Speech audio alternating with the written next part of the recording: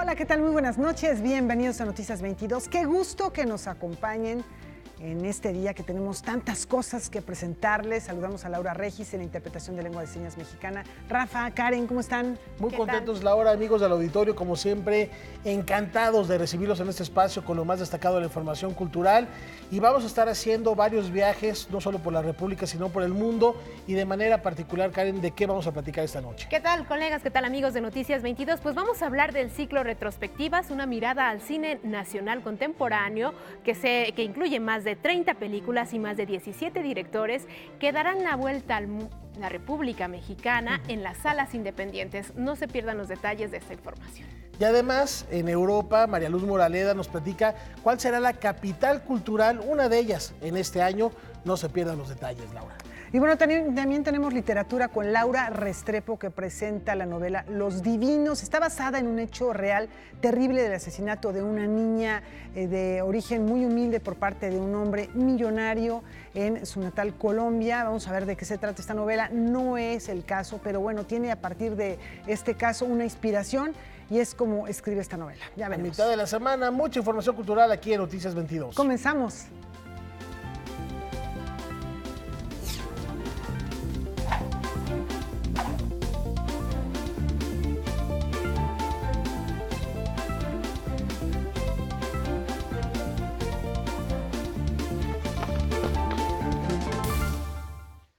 Bueno, vamos a empezar con algo que tiene que ver con nuestra historia, nuestras raíces. La Ciudad de México busca devolver su importancia a la palabra hablada bajo la convicción de que la tradición oral forma parte muy importante de nuestra memoria.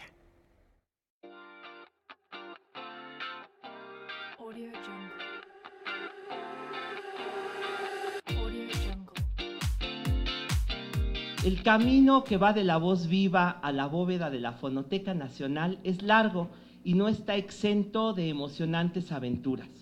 Emocionantes, por decirle de un modo amable, a las desafortunadas y múltiples historias que nos hablan de la pérdida de testimonios, de historias fundamentales para la memoria de los pueblos.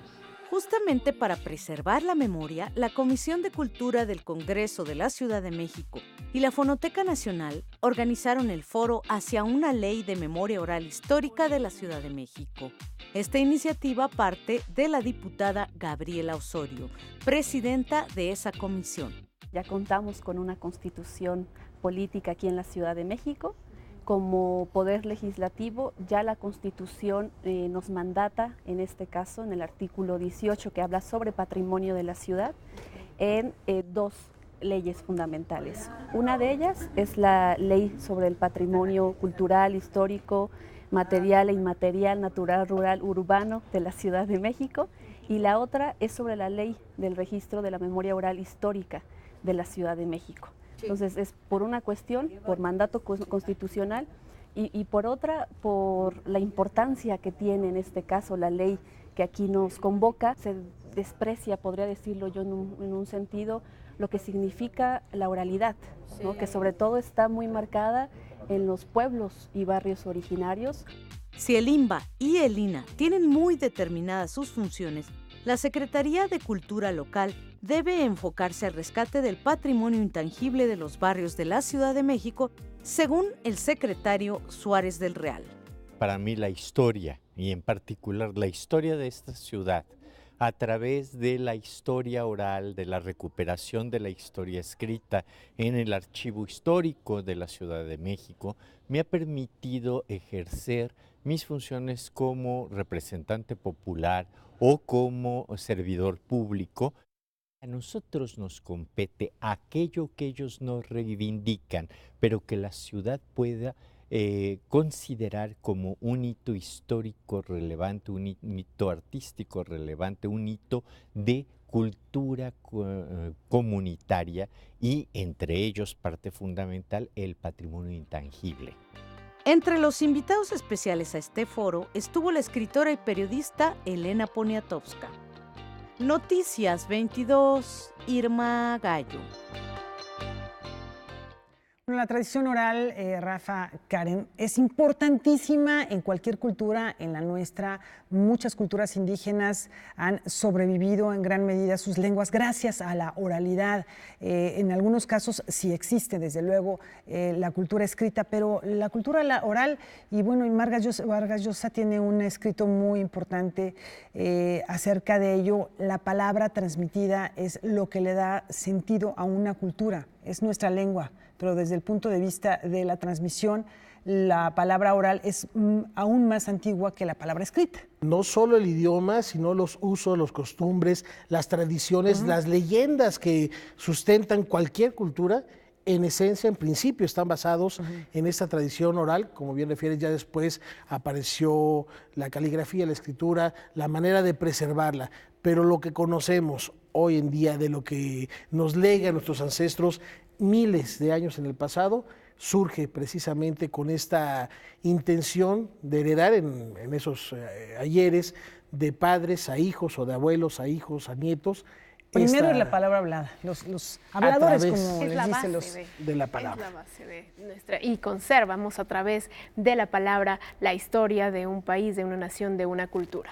Y con tantas anécdotas que no están escritas, claro, y que trascienden de alguna manera porque alguien nos lo contó. Alguien lo contó y se va transmitiendo de generación en generación, y enriqueciéndose, transformándose, eso que ni qué.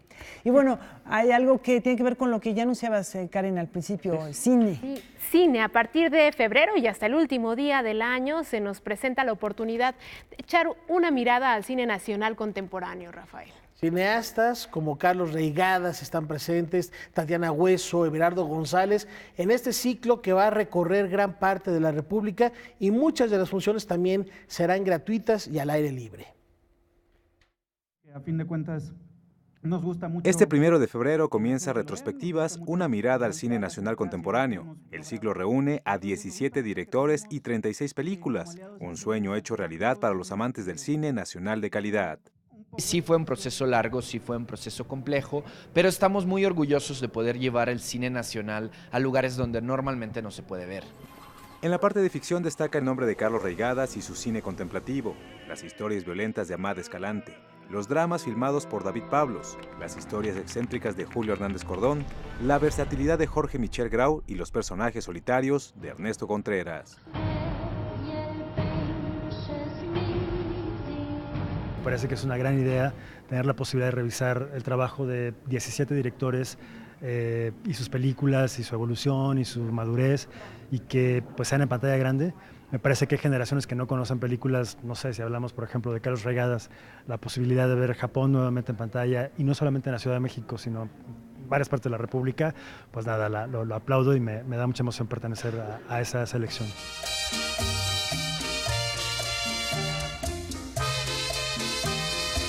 Es casi un crimen cultural que el documental mexicano sea tan bueno y se vea tan poco.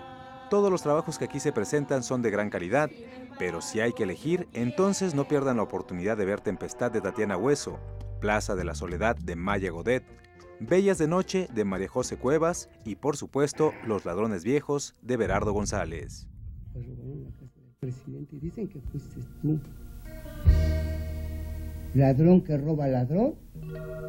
Siempre es muy agradable cuando a mí me incluyen en parte de un grupo, porque además pues la mayoría de los directores que están convocados a esta retrospectiva pues es gente que empezó más o menos en los mismos tiempos que yo. Entonces es gente a la que yo he seguido no solo por su obra, sino por los aprecios, por los afectos también. Los adioses de Natalia Brienstein es otra de las imperdibles, al igual que Carmín Tropical de Rigoberto Perezcano y Luto de Catina Medina Mora. Pues las películas tienen un ciclo, y una vez que uno estrena también ya estrenaron y las deja ir, y fue una gran sorpresa cuando me hablaron, porque siempre se va a celebrar que las películas puedan reestrenarse y que gente que no lograron verla en cine las vean ahí. Perdí mi oportunidad. Amor, no me ignores, el amor de mi vida. Eso sí, siempre será polémica la inclusión de un cineasta como Nicolás Pereda y sus ocurrencias. Si quieres ser mi amante, ¿dónde está ese amor? Noticias 22, Julio López.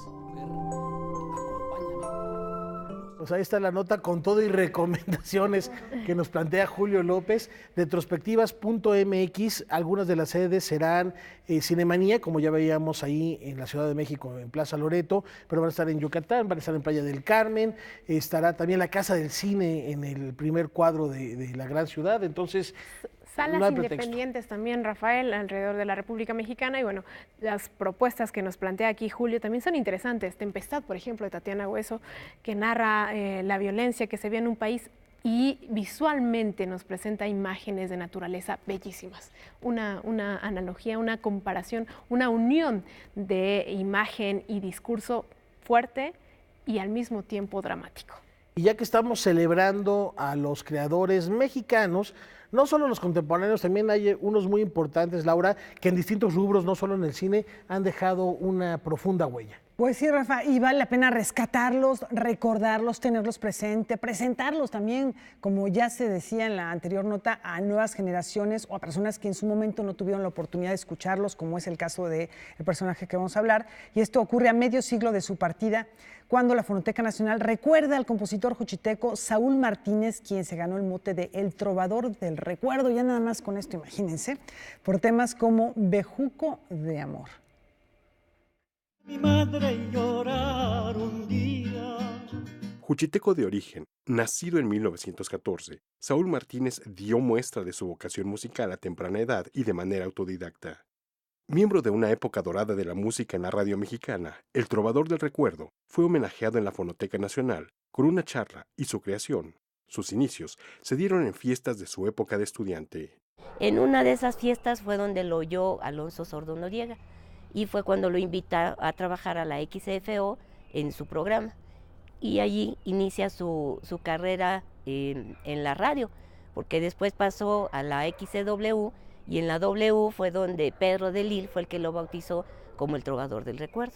Los primeros discos que él grabó fue de música ismeña, los sones, pero cuando incursionó ya en la música de la trova, que lo que a él le gustaba, era la música de la trova yucateca, oyendo a Guti Cárdenas, por eso decía él que aprendió por correspondencia con Guti Cárdenas, porque él escuchaba los discos. Guti Cárdenas ya había muerto hacía muchos años antes. Cuando él empezó a grabar los discos, la mamá de Guti le mandó a parar la grabación porque decía que imitaba a su hijo. Entonces, la voz es muy parecida, pero le hicieron estudios, no sé cómo llegaron a la conclusión de que la cavidad palatina de mi papá con la de Guti era similar. La vi llorar de alegría. Abocado al folclor sureño en sus inicios, pronto ganó un lugar entre las celebridades. Él se llevaba bien con todos, inclusive lo invitaban mucho, Pérez Alcaraz en su programa del Club del Hogar, lo invitaba mucho, inclusive tenemos una foto de él que vamos a pasar, que casualmente es la única foto donde don Saúl no tiene la guitarra ni está tocando. El que está tocando es Pérez Alcaraz, porque está cantando una canción de él que se llama Mientes. Y entonces, y Pérez Alcaraz le encantaba que mi papá cantara sus canciones. Tehuana mía, Tehuana del hondo mar, si yo pudiera te haría la soberana del día. No obstante, Saúl Martínez cayó en el olvido, en buena parte por la falta de promoción de su disquera, señala su hija. Tengo composiciones inéditas, o puño y letra de él, que la hoja dice letra y música de Saúl Martínez, pero no tengo la música. O sea, yo quiero sacarlas en un momento dado, buscar realmente un buen músico que les ponga la música. Tengo muchas letras de él, porque él se iba a cambiar ya por este problema a la Columbia, y estaba preparando ya un disco precisamente que iba a hacer con la Columbia. La Fonoteca Nacional resguarda el acervo de Saúl Martínez. Noticias 22, Víctor Gaspar. Recuerdo de tus caricias. Pues merecido homenaje, Rafael, a este maravilloso trovador. Y además, subrayar, como vemos en esta pieza, autodidacta. hay veces que ir a las cantinas no es tan malo, porque ahí en los bares fue donde empezó a encontrar esta vocación, y qué bueno que se rescate su legado, y qué interesante, qué gran tarea la que quiere su hija, de que un músico, a partir de las letras que él dejó escritas, haga una reinterpretación melódica de lo que pudo haber sido aquella época fundamental para no solo la música de México, sino inclusive para la radiodifusión. Bueno, yo estaba pensando en toda esta generación tan peculiar de cantautores que se conocieron como trovadores, no sé si todavía haya trovadores, pero que hacían canciones realmente muy bellas, con letra como la que acabamos de escuchar, canciones muy bellas como Guti Cárdenas. Toda la música, por ejemplo, del Istmo es también bellísima, la música de Oaxaca, con una dulzura muy diferente a la música vernácula, a la música ranchera, que es como... tiene ahí un toque como más machista. La otra es realmente una música romántica que le canta a la naturaleza, al amor, a los sentimientos, al dolor también. Por ahí va un poco la disertación y la división ya de cuando la trova se vuelve contestataria. Esta podríamos decir que se inscribe dentro de la canción fina mexicana, aquella misma muy bien dicho. De Agustín Lara o de María Grieber en aquella época. Y ahí está el recuerdo, hay que darnos una vuelta a la fonoteca y por supuesto buscar más de este excepcional compositor. Y con esta información, Rafael, nos vamos a una breve pausa y regresamos con más aquí en Noticias 22.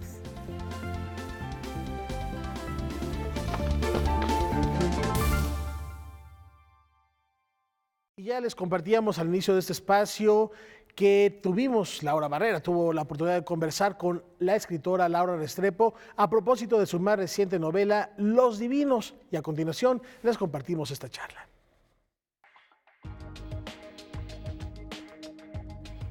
Agradecemos a la escritora Laura Restrepo que nos permite hacerle una entrevista sobre su nueva novela, Los Divinos, publicada por Alfaguara. Es una historia que se basa en un hecho real. 4 de diciembre del año 2016, el asesinato cruel y sangriento de la niña de origen humilde indígena, Juliana Zamboni, por parte del arquitecto bien acomodado en la sociedad colombiana bogotana, Rafael Uribe Noguera, un hecho que sacudió no solamente a la comunidad de ese país, sino a toda América Latina. Laura, muchas gracias por estar con nosotros. Claro, bueno, primero muchas gracias a ti por invitarme aquí a conversar contigo. Mira, una aclaración necesaria. El detonante de la novela es el hecho real del crimen de la niña.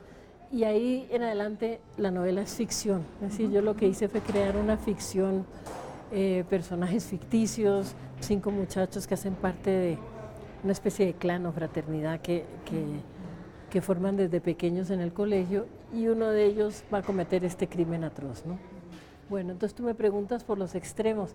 Claro, el contexto dentro del cual se mueve la novela es...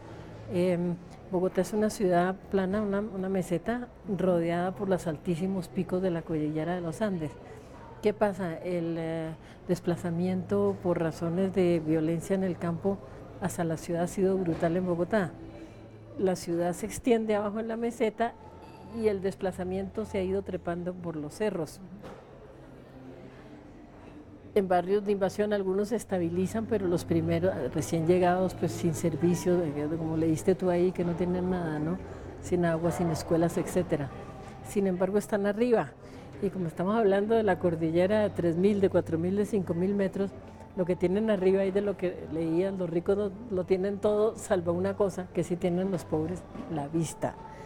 Entonces eso ha hecho que edificios, digamos, de construcción suntuaria, empiezan a ir subiendo por el cerro, y llega un momento en que esos barrios residenciales se tocan con el tugurio.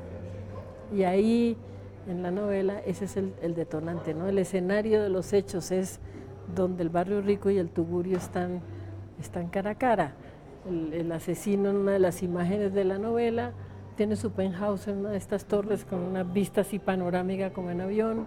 Se acaba de levantar, está ahí despeinado y tal, tiene su vodka en la mano y con los binóculos está mirando hacia el arrabal y está mirando a los niños que juegan abajo, un poco como el ave de presa que está escogiendo ahí a su víctima. Laura, el eje de los hechos que ocurren está en la relación de 5 jóvenes que están juntos desde muy pequeños y que tienen una especie de cofradía que pues se puede mostrar en este fragmento que me gustaría leer para nuestro público. Coincidíamos en un código básico y lo asumíamos con devoción. Culto al trago, prepotencia con las hembras, alevosía con la mamá, desprecio por los débiles y relaciones mierdosas con la vida en general. Bueno, son estudiantes, aquí en la ficción son estudiantes de colegio masculino de élite, ¿no? Donde forman a los muchachos para gobernar, ¿no? Ellos van a ser los líderes de la nación, lo cual ya por sí deja por fuera a las mujeres, porque no hay mujeres en el colegio, entonces están para gobernar a todos los que están por debajo de ellos. Y estas cofradías tienen como ese objetivo de cerrar filas los unos en torno a los otros, ¿no? Para bien y para mal. Les sirve para protegerse, pero les sirve también para agredir. Ellos tienen, se llaman los tutti frutti, ¿no? Ese es el nombre que ellos se ponen. Y tienen un lema que es frutti para tutti, tutti para frutti, que suena como juego infantil, pero por detrás tiene una idea muy perversa que es: hagas lo que hagas, yo voy a estar detrás de ti, yo te cubro la espalda. Aquí somos cómplices todos de todos y no nos vamos a delatar, que también es un pacto de clase, ¿no? Aunque hay un momento en el cual, luego de este crimen tan atroz, hay un cierto quiebre en algunos de ellos, porque quizás se rebasó un límite, quizás se dio ese paso que ahí se menciona, ¿no? Están en el límite de dar un paso, finalmente uno de ellos, que es el muñeco, da el paso y eso genera cuestionamientos, incluso morales, podríamos decir. Claro, yo creo que en toda la novela desde el principio está la acechanza de algo terrible que va a pasar. Es decir, estos muchachos viven tan al margen de la ley, tan en la frivolidad, tan en el desparpajo, tan de amos del universo, y al mismo tiempo hay una acechanza de algo que va a pasar, ¿no? La sospecha, algo que te respira en la nuca permanentemente. Y de hecho cuando sucede, por más de que los otros 4 muchachos sean frívolos, machistas, lo que tú quieras, de todas maneras no hubieran hecho lo que hace el muñeco, que es este acto atroz frente a una niña de 7 años. Y los otros son los primeros sorprendidos de que esto haya sucedido. Y empieza como el dilema moral, ¿qué hacer? ¿Son fieles a ese pacto inicial de cubrirse la espalda pase lo que pase? ¿O por el contrario van a romper su código interno y van a delatar al criminal a quien conocen bien?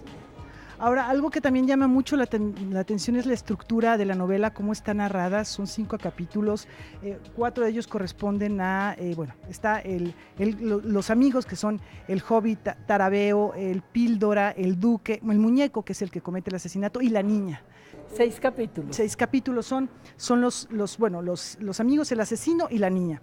Y el lenguaje, créanme, es vertiginoso, es trepidante. La historia es terrible, es dolorosa, pero es una lectura muy disfrutable. Hay calor, hay muchas referencias cinematográficas, Taxi Driver, está V de Vendetta, Requiem por un sueño, en fin. ¿Es algo que tú tenías muy cercano o es algo que te acercaste, investigaste para tener esta frescura del lenguaje que se siente? Laura, las dos cosas, porque por un lado es mi ciudad, y yo he vivido en muchas partes, pero la ciudad que conozco como la palma de la mano es mi ciudad y todos sus lenguajes secretos, que ha sido para mí siempre como un motivo de tremendo interés, ¿no?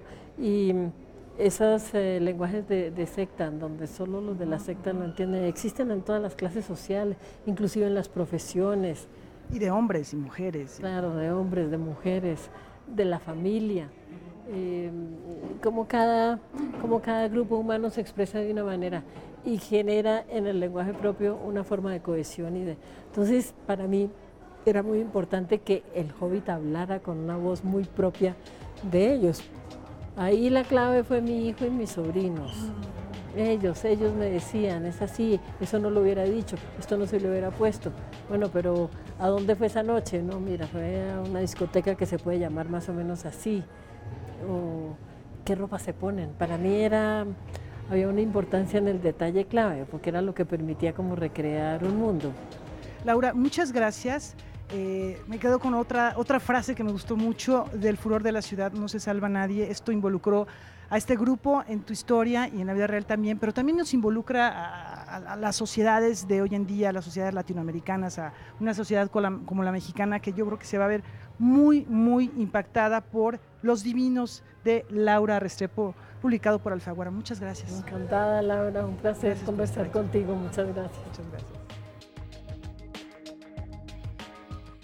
Una historia impactante que desgraciadamente no nos es ajena y nos duele a la par, Laura, Karen, cuando uno escucha estas atrocidades de las que es capaz un ser humano. Efectivamente, y que como dices, no solamente ocurren, como ocurrió este caso en Colombia, sino que lo hemos visto en México, en diferentes partes de nuestra república, niñas que son asesinadas y violadas. O sea, realmente no es posible explicarse cómo alguien puede hacerlo. Y, por ejemplo, en este caso, cuando uno se da cuenta que son gente con recursos, educada y todo, sorprende más, quizás no debería, ¿no? Pero porque no hay manera de explicárselo en ningún nivel socioeconómico de la población. Y sin embargo continúa ocurriendo. Y que este libro también nos invita a reflexionar sobre nosotros como sociedad, cómo es que como sociedad también hemos permitido que se siga ejerciendo la violencia contra la mujer, ¿no? También silenciando a aquellas víctimas de feminicidios y de maltrato, Laura. Bueno, pues... se queda uno sin palabras, ¿no? Frío. Sí, frío. Y, bueno, ahora vamos a hablar de derechos humanos, Laura. Bueno, seguimos hablando de temas que son interesantes para el mundo contemporáneo. Son justamente 30 años de defensa de los derechos humanos que se presentan en una exposición, Karen. Hasta que la dignidad se haga costumbre, que presenta el Centro Cultural Universitario Tlatelolco. Cada fotografía documenta la lucha que han emprendido indígenas, mujeres, migrantes y víctimas de represión para exigir justicia ante evidentes violaciones a sus derechos humanos. Son rostros que están impresos con el dolor por ausencias, pero también con la dignidad. Se busca la liberación, se busca encontrar a las personas, se busca no olvidar la memoria, se busca encontrar a un asesino. En fin, pues son procesos complejos, dolorosos, pero que la gente asume con entereza. Son casos que ha enfrentado y defendido el Centro de Derechos Humanos Miguel Agustín Pro y que hace un recorrido gráfico por sus 3 décadas de existencia con la exposición Hasta que la dignidad se haga costumbre. Y preguntarnos qué tan inmiscuidos estamos en la cultura de los derechos humanos, qué tan sensibles somos a lo que padece gente de nuestro propio país y pues valorar el trabajo de organizaciones como el Centro PRO.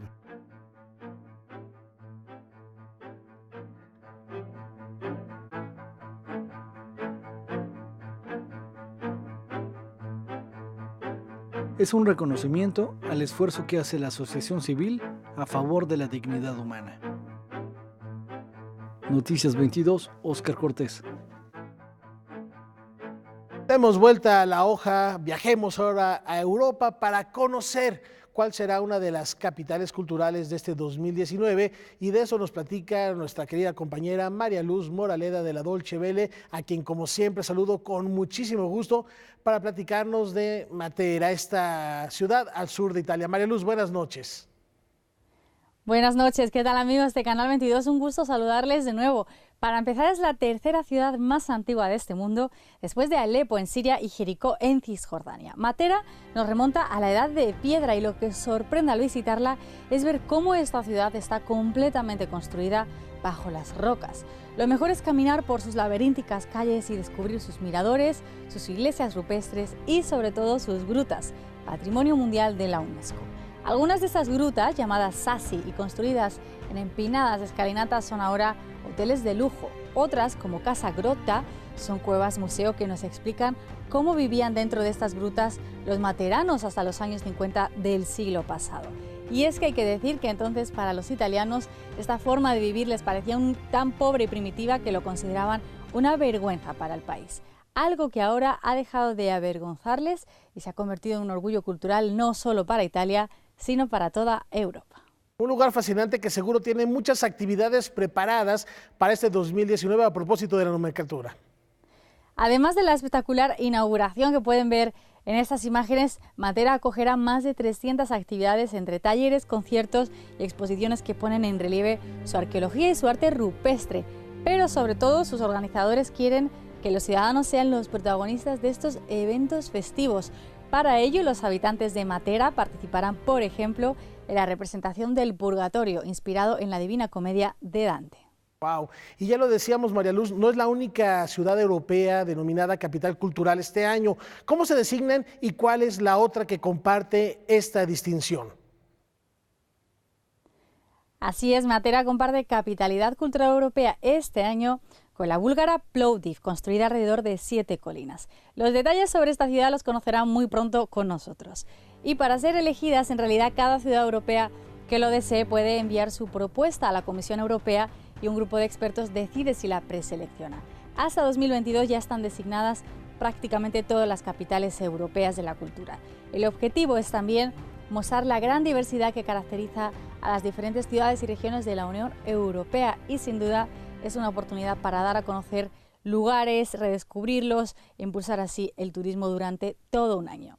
Desde el canal internacional EW Deutsche Welle volvemos pronto con más temas culturales europeos. Muchísimas gracias, María Luz, un fuerte abrazo, un gran beso hasta Europa y también gracias por compartirnos estas recomendaciones, como bien refieres, para redescubrir o descubrir por primera vez quienes no hemos tenido la oportunidad de visitar específicamente estas ciudades como Matera, esa riqueza cultural que resguardan, ya lo decía, es una de las ciudades más antiguas del orbe. Con esta recomendación, una brevísima pausa.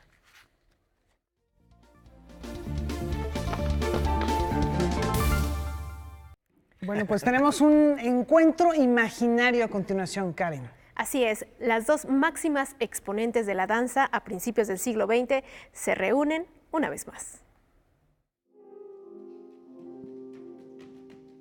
Anna Pavlova e Isadora Duncan, Diálogos, es un encuentro imaginario entre las dos máximas exponentes de la danza de inicios del siglo XX, compartiendo sus historias y reflexionando acerca del arte, el éxito, la vida y la danza. Y llevamos 3 años en la construcción de esta idea y la idea fue juntar a Anna Pavlova e Isadora Duncan post-mortem en una estación de tren que las va a llevar a la eternidad para que se platiquen o qué platicarían. Y esa fue la idea, ¿qué se platicarían? Y ahí empezamos.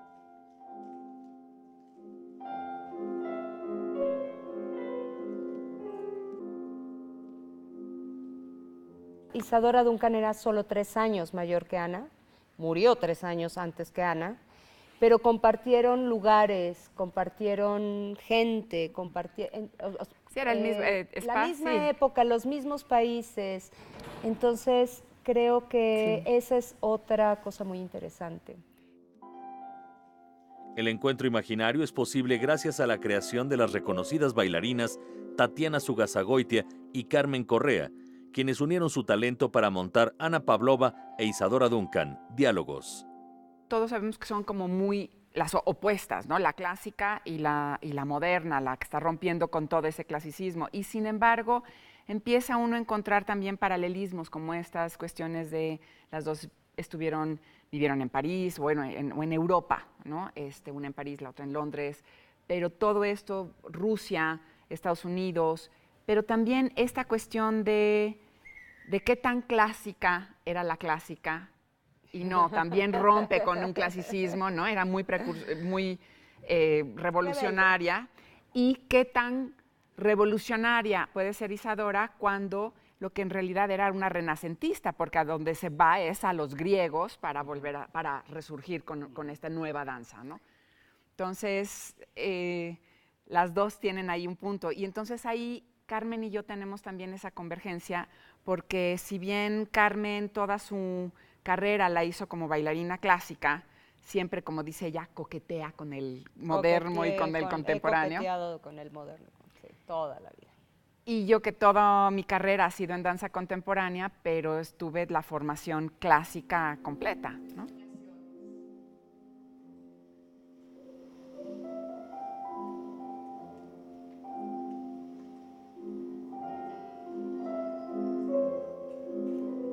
el mayor encuentro, inclusive más allá del estilo de danza que practicaban. Yo creo que está en ser mujeres, como seres humanos, como profesionistas, que vivieron éxitos, fracasos, rupturas, migración, pérdidas. Apasionadas, ¿no? O sea, la parte de la humanidad de ambas creo que es la más importante. Y maestras con alumnas, ¿no? Ambas bailarinas decidieron festejar su medio siglo de vida, edad a la que fallecieron la Duncan y la Pavlova, retornándolas al escenario en este diálogo imaginario surgido de sus propias palabras. Decidimos festejar nuestros 35 años de bailarinas, porque además también estamos las dos cumpliendo otra coincidencia, 35 las dos años. este mismo año. Con una obra que es muy actoral, porque sí queríamos usar las palabras de ellas. Fue una investigación de dramaturgia que hicimos juntas también, de meternos a fondo, y entonces muchos de los textos que usamos son de ellas, ¿no? Son su voz de entrevistas o de autobiografía. Ana Pavlova e Isadora Duncan Diálogos se presenta del 1 al 3 de febrero a las 8, 7 y 6 de la noche, respectivamente, en la Sala Miguel Covarrubias del Centro Cultural Universitario. Con información y texto de Salvador Perches Galván, Óscar Helguera, Noticias 22. Un ejercicio de imaginación muy bello para rendirle tributo a dos figuras fundamentales de la danza, que darnos una vuelta al Centro Cultural Universitario y también darnos una vuelta por las redes para ver qué se está comentando este miércoles, Laura. Bueno, efectivamente comenzaron los preparativos para recibir el Año Nuevo en China. Es el año lunar, que está dedicado al cerdo, es el animal asociado con la buena fortuna. De acuerdo con el calendario lunar, 2019 representa el año 4717 y dará inicio el 5 de febrero en medio de una gran celebración conocida como la Fiesta de la Primavera, que se extenderá hasta el día 19 del mismo mes. En las imágenes que nos llegan desde el gigante asiático que estamos viendo ahora, podemos apreciar cómo se vive en los días previos a este festejo que inunda las calles y plazas públicas de luces, adornos y figuras porcinas. Ahí están algunas. Y ahora vámonos al continente americano, porque mientras que en la Ciudad de México se pronostica para hoy temperatura mínima de 8 grados, una ola de frío ha congelado el medio oeste de los Estados Unidos, desplomando las temperaturas a niveles nunca antes registradas. Durante esta jornada la sensación térmica osciló entre los 30 y los 60 grados bajo cero, superando el frío de la Antártida, Illinois y Wisconsin. Son las entidades más afectadas por la llegada de la masa de aire ártico, conocido como vórtice polar, que ha obligado a cancelar más de 1.600 vuelos y ha provocado el cierre de escuelas, negocios y oficinas públicas, afectando la vida de 83 millones de estadounidenses. Por su parte, el presidente Donald Trump no dejó pasar la oportunidad de ironizar sobre los cambios de temperatura, lanzando la pregunta: ¿qué está pasando con el calentamiento global? Por favor, vuelve rápido, te necesitamos. Bueno, y de Estados Unidos regresamos a Europa, porque el Festival Internacional del Automóvil en París será inaugurado mañana con la presentación de un prototipo creado por el diseñador japonés Takumi Yamamoto en homenaje a David Bowie. Su creación, elegante como el Duque Blanco que lo inspiró, es el primer automóvil de tamaño real producido con una impresora en 3D que se presenta en la Feria Automotriz en sus 3 décadas de historia. A Takumi Yamamoto le llevó más de 3 años finalizar este proyecto, que en un principio había sido pensado como un regalo para el propio Bowie. Tristemente, su deceso en 2016 convirtió al automóvil en una suerte de homenaje póstumo. Ahí estamos viendo las imágenes de esta creación hecha en una impresora 3D. Vaya, qué regalo se lo perdió, ¿no? Se lo perdió David Bowie, pero es otra manera de rendirle homenaje. Y en cuanto a las declaraciones del señor Trump... ¡Qué desafortunadas! Sí. Están más fríos que la Antártida y pregunta por el calentamiento global. Habría que explicarle cómo funciona o a qué se refiere. Lo dijo como un chiste, pero francamente no estamos para esas gracejadas. En fin. ¿No? Bueno. La situación no es de explicarle, es de si comprendemos o no la situación. Pero bueno, pues vamos con el equipo de Noticias 22 Digital, que nos dice quiénes están detrás de la digitalización que está experimentando la Ciudad de México. ¿Cuántas veces has dejado de hacer un trámite por flojera o porque las condiciones burocráticas te rebasan? Con la promesa de agilizar estos procesos, surge la Agencia Digital de Innovación Pública de la CDMX, pero no es su única función. Tenemos una estrategia para llevar más conectividad a más personas, porque eso no lo vemos como un fin. Todo lo que hace la agencia no es un fin en sí mismo, que la gente acceda a datos no es un fin, que tengamos transparencia no es un fin. Todas son herramientas para que la gente acceda a más derechos. Por eso, entre sus planes está aumentar a 96% la cobertura de Wi-Fi gratuito, crear una clave de identidad única y un número de emergencia que sea gestionado por Locatel. También se encuentra trabajando en conjunto con el C5 y busca aumentar la velocidad en los enlaces de las cámaras de vigilancia de 2 a 20 megabytes por segundo. Ellos van a tener la gobernanza de toda la información.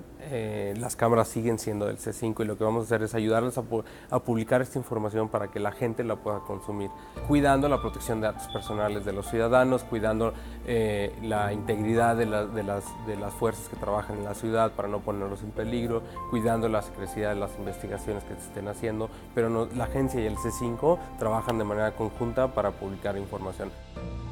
Tenemos más de 700,000 registros de siniestros, volcaduras, atropellamientos, choques que pasan y que se reportan al C5. La agencia es un planteamiento interesante. Sin embargo, solo podrá funcionar si existe vigilancia ciudadana. Si hay información pública, la vamos a publicar. Sea así sensible, sea así difícil de procesar, lo vamos a hacer. Si la ciudadanía está haciendo rendición de cuentas, nosotros, el gobierno, hacemos mejor nuestro trabajo. En ese sentido, los ciudadanos podrán consultar diferentes bases de datos que abonan a evitar la corrupción y les den información para su vida cotidiana. Lo que sea prioridad para la ciudadanía va a ser una prioridad para la agencia. Eso lo tenemos muy claro. El tema de movilidad es de los temas más importantes para la ciudadanía, entonces es de los temas más importantes para la agencia. Te puedo decir con seguridad que el dataset más descargado del portal de datos abiertos de la agencia es de movilidad.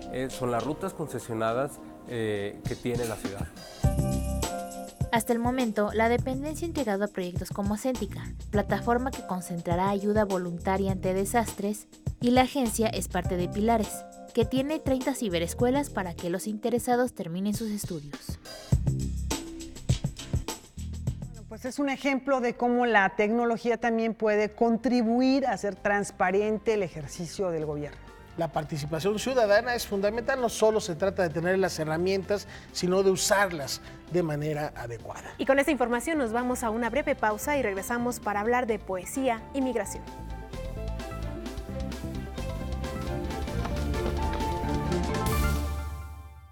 El drama migratorio que se vive en el sureste mexicano reverbera en los versos del poeta Balam Rodrigo, quien presenta el segundo título de su trilogía dedicada a la difícil realidad de la frontera sur. Marabunta es un poemario que tardó en ver la luz 14 años. Los textos de Balam Rodrigo nos hablan de lo que sucede con la frontera sur, con los migrantes que entran por Chiapas. La idea es que Marabunta es este puente que atraviesa estos inframundos de la ignominia, de la xenofobia y sobre todo, lo he mencionado varias veces, un espejo que refleja esa otra identidad de lo mexicano, que es lo centroamericano, la centroamericanidad, por una parte. Y lo que hace es hace patente la existencia de ese mundo que no está oculto, sino que millones de personas lo viven, transitan por estos lugares, pero que no tienen voz o se ha escrito muy poco. Balam utiliza un lenguaje claro, franco y directo para tener una mejor conexión con el lector y mostrarle la realidad de la frontera sur, pero también explora la riqueza lingüística que existe en la zona. A mí me parece que puede ser cualquier frontera. Ahora, lo que lo hace distinto es, por ejemplo, en algunos de los poemas utilizo el español chiapaneco, que pertenece al dialecto centroamericano del español, no al dialecto mexicano. Tiene mucho de mexicano por la impronta que ha dejado este contacto y la anexión de Chiapas a México. Lo que yo propongo también en el libro es justo esta cuestión fronteriza, es decir, los chiapanecos utilizamos el tú, el usted y el vos, esos tres pronombres de manera igual. Somos los únicos mexicanos que tenemos un pie en Centro y Sudamérica y el otro en Norteamérica. Y en la poesía eso no es que facilite las cosas, sino que muestra la diversidad lingüística de nuestro país, la riqueza. Marabunta está integrado por 7 poemas en donde se habla de la migración, de los maras, de las mafias que trafican con las personas y la falta de justicia por parte de las autoridades mexicanas. Habla de una realidad que por años ha existido y que nos hemos negado a ver. El 80% de las mujeres, niñas, mayores, jóvenes que atraviesan el país son abusadas sexualmente, lo cual incluye violación. Pero estamos hablando entonces de más de 1 millón de mujeres cada año vejadas en nuestro país. Esa cifra, esa caravana de la ignominia es la que nos debería de preocupar y las autoridades. Por otra parte, yo le platicaba a alguien, en Chiapas, bueno, que es una cultura del café y tiene grandes fincas y el tercer productor en el mundo de café de altura, el primero de café orgánico, y hay que estar muy orgulloso de eso, pero en un 80-90% la pizca de ese café es por una caravana de indígenas migrantes guatemaltecos que perciben al día entre 30 y 40 pesos. Y son entre 300,000 y 400,000 que van solamente a Chiapas, a las fincas bananeras, de cacao, principalmente de café, a piscar, con sus familias en las condiciones terribles. Marabunta y el libro centroamericano de los muertos forman parte de una trilogía que verá su fin con el libro de ensayos que está por terminar Balán Rodrigo y que espera presentar en la segunda mitad de este año. Con información de Alberto Aranda, Noticias 22. Y Balán Rodrigo también participa en este proyecto de Roberto López Moreno, quien es creador de la vanguardia poética conocida como poemuralismo. Él también reúne una antología del trabajo de escritores que han puesto su pluma al servicio de esta manifestación literaria. Ulises Córdoba, Balán Rodrigo, Leticia Luna, Miguel Ángel Aguilar Huerta, Roberto Lizárraga Jiménez, Temoc, Patricia Reyes y el creador de Propuesta Poética Poemuralismo son los autores que participan en la antología Lengüerío, Poetas en el Poemuralismo, publicado por Ediciones Lirio. El poemuralismo es un poema de largo aliento en el que confluyen muchos elementos de la comunicación de la humanidad, ¿no? Los más posibles, los más que se puedan. Ese poemuralismo está basado es también un homenaje a uno de los grandes poetas de México, que es David Alfaro Siqueiros. Pretende dar una visión del mundo desde nuestro mundo y pretende dar un lenguaje quizás al mundo, pues yo no creo en las traducciones poéticas y todo esto, ¿no? Entonces hablemos de nuestra patria nada más, que es América Latina. La esencia poética del poemuralismo se plasma junto a las letras y aunque el espíritu de esta propuesta es naturalmente de protesta y transgresor, su propósito no es usarse como una herramienta. Sí, se convierte en un arma que dice, que devela, pero no se escribe con esa intención, sino que la misma fuerza de la entraña de la que nace lo convierte en ese instrumento. Roberto López Moreno ha desarrollado esta vanguardia poética por 30 años y contagiado a otros escritores con el poemuralismo, mismos que se reúnen en Lengüerío, obra culminante que transforma un recorrido histórico en una recopilación sin abordar el concepto de raíz. Es meter al lector a lo que no sabe ni entiende, ¿no? Y perderlo entre las letras. Y allá él, que su imaginación le dé el camino del poema, ¿no? Su imaginación, despertar, él cumple con un objetivo, el despertar la imaginación del lector, no darle las cosas, porque para eso estuviéramos escribiendo narrativa, ¿no? No, presentarle un mundo mágico que no comprende, ¿no? Pero que va a ser un esfuerzo para desentrañar, y en ese momento empezará a funcionar el poemuralismo dentro de su propia imaginación, dentro de sus venas. Aquel que lo lea con buenos ojos va a decir, qué esfuerzo tan grande de este cuate en lo que se metió, ¿no? Y aquel que lo vea con malos ojos va a decir, otra sangronada de este güey, ¿no? Va a ser las dos cosas, yo sé, y el poemuralismo en general va a provocar esas dos reacciones. Con información y texto de Fernando Salinas, Óscar Helguera, Noticias 22. Imaginen esto, filosofía y física cuántica en escena para platicarnos el origen del universo.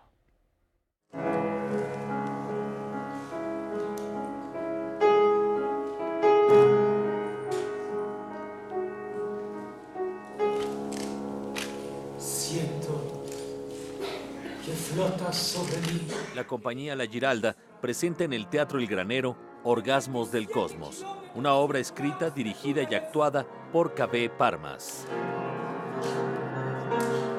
Es una obra más filosófica, ¿no? Con la pregunta que se hizo el Fausto de Goethe, ¿qué es lo que mantiene unido al mundo en lo más profundo?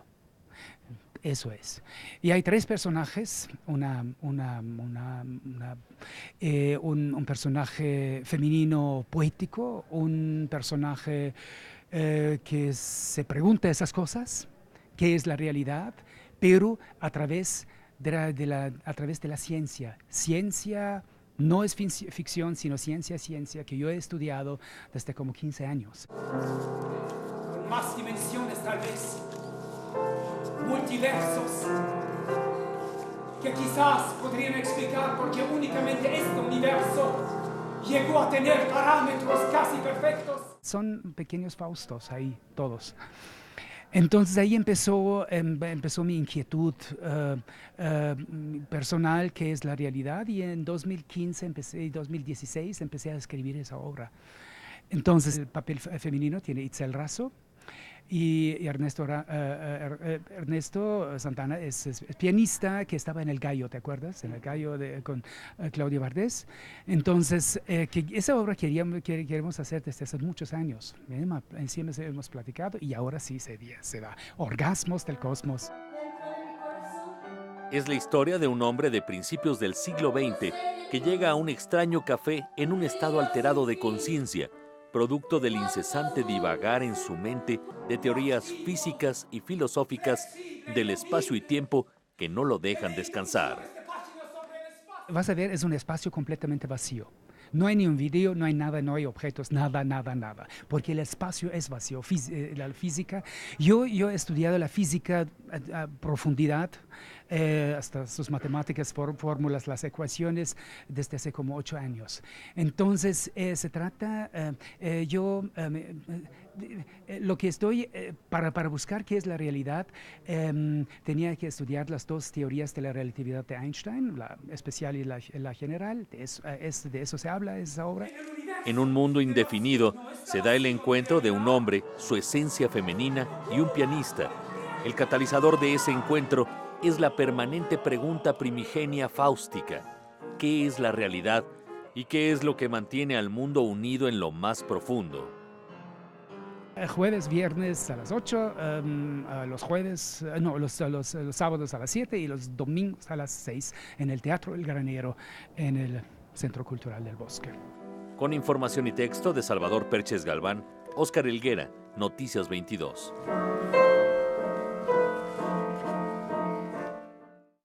Ahí la reflexión, Rafael. Ciencia, filosofía, teatro. Hierba no, nunca hablaron de eso, ¿verdad? ¿Y por qué no? ¿Y por qué no? Lo que sí es que interesante la pregunta que se hace, ¿no? ¿Qué es lo que nos mantiene unidos? Bueno, pues él considera que a partir de estas teorías de la mecánica cuántica, de la física de Albert Einstein, puede haber una respuesta. Yo digo que lo que nos mantiene unidos y que mantiene girando este mundo indiscutiblemente es la música. Y para muestra un botón, y por eso siempre buscamos despedirnos de una manera agradable. Podemos hacer musical. una invitación antes para que nuestro público no se pierda mañana el programa, y también si quieren asistir al Museo Rufino Tamayo a partir de las 6 de la tarde.